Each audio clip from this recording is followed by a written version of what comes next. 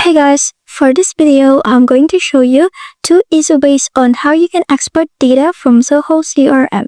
So first things first, you want to go to Zoho CRM and you want to log in to your account. Then you're going to click on Access Zoho CRM over here at the top.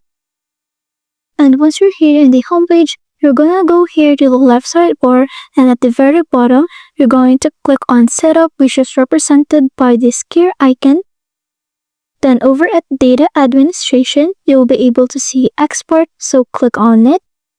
So this is the first way that you can export data in Zoho CRM. So by clicking on Start and Export, you'll be able to select a module that you can export. So just click on the drop down button and you can go ahead and select from the options which module you want to export.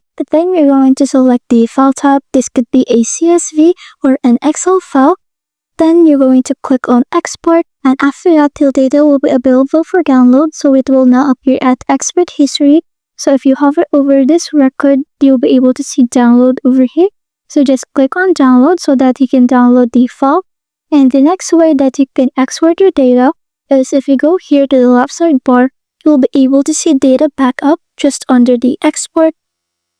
And from here, you can click on Download Now.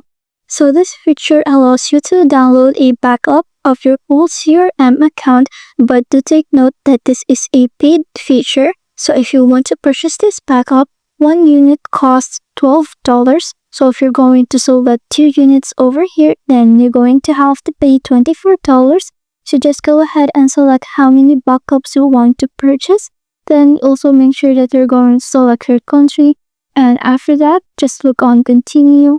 Then it will now bring you to the billing page where you're going to input your billing address or your payment details.